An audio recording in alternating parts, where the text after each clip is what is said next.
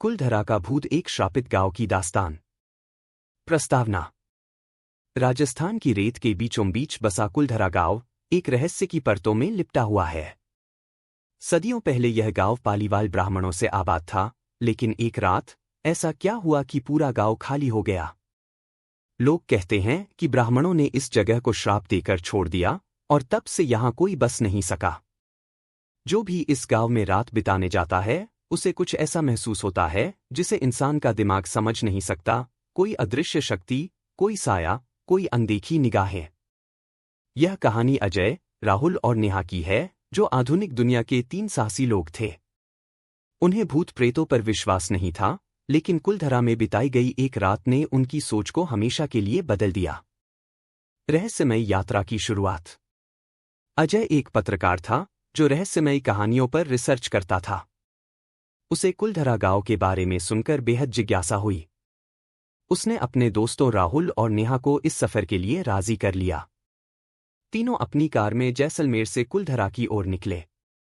रास्ते भर अजय ने गांव की कहानियां सुनाई। कहते हैं कि कुलधरा के ब्राह्मणों पर जैसलमेर के दीवान की बुरी नजर थी।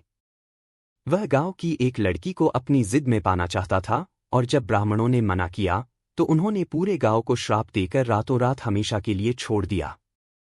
तब से कोई यहां नहीं रह सका। राहुल ने हंसते हुए कहा, भाई, ये सब डराने के लिए कहानियां बनाई जाती हैं। भूत वूत कुछ नहीं होता। नेहा थोड़ा असहज महसूस कर रही थी। हो सकता है कि यहां कुछ ऐसा हो जो हमारी समझ से परे हो। हमें ज्यादा लापरवाही नहीं करनी चाहिए, उसने कहा। जैसे जैसे वे गांव के करीब पहुंचे, हवा में अजीब सा सन्नाटा था। चारों तरफ वीराने का माहौल था। सूरज डूब चुका था और चांदनी रात में गांव का भूतिया रूप और डरावना लग रहा था। खंडहरों में कदम। तीनों गांव के खंडहरों में घुसे। टूटी फूटी हवेलियां, मिट्टी के पुराने मकान और जगह जगह बिखरे पत्थर, यह सब इस बात का सबूत था कि यह कभी एक संपन्न गांव था। जैसे ही वे अंदर बढ़े, नेहा को लगा कि किसी ने उसके कानों में फुसफुसाया, मत आओ। वह कांप गई। तुमने सुना? उसने घबराकर पूछा। राहुल हंसा, डरपोक मत बनो, हवा चल रही होगी। अजय ने अपने कैमरे से गांव की तस्वीरें लेनी शुरू की। लेकिन कैमरे की स्क्रीन में उसे कुछ अजीब सा दिखा। एक पल के लिए उसे एक परछाई नजर आई, एक लंबी, काली आकृति जिसकी आंखें लाल जल रही थीं। उसने तेजी से पीछे मुड़कर देखा, लेकिन वहां कुछ नहीं था। भयावह घटनाओं की शुरुआत।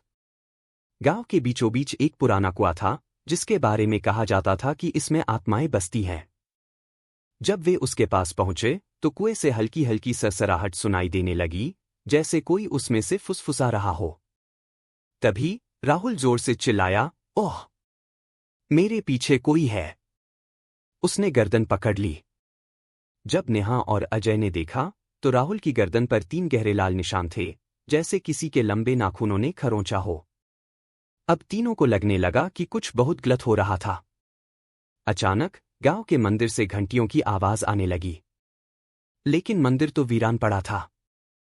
हवा अचानक तेज हो गई, जैसे कोई गुस्से में वहां से गुजर रहा हो।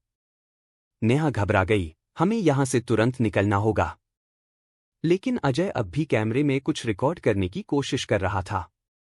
तभी कैमरे की स्क्रीन पर एक डरावना दृश्य उभरा। एक औरत की परछाई, बिखरे बाल, सफेद साड़ी और जलती हुई लाल आंखें। कैमरे में साफ दिख रहा था कि वह उनके ठीक पीछे खड़ी थी। अभिशप्त हवेली का दरवाजा। तीनों भागने लगे, लेकिन ऐसा लग रहा था जैसे पूरा गांव एक भयानक भूल भुलैया बन गया हो। उन्हें लग रहा था कि वे घूम फिरकर वहीं आ जा रहे थे। अचानक एक हवेली का दरवाजा अपने आप जोर से खुल गया। राहुल ने कांपते हुए कहा, यह जगह सच में श्रापित है। लेकिन तभी हवेली के अंदर से एक धीमी, दर्द भरी आवाज आई, तुम वापस नहीं जा सकते। अब तीनों का दिल तेजी से धड़कने लगा। उन्होंने पूरी ताकत से दौड़ लगाई। रास्ता जितना लंबा लग रहा था, उतना पहले कभी नहीं था। ऐसा महसूस हो रहा था कि कोई उनके साथ दौड़ रहा है, कोई अदृश्य शक्ति उन्हें पकड़ने की कोशिश कर रही है।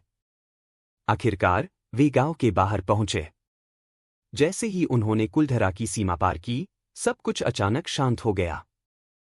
हवा भी थम गई। वे कांपते हुए कार में बैठे और वहां से निकल गए।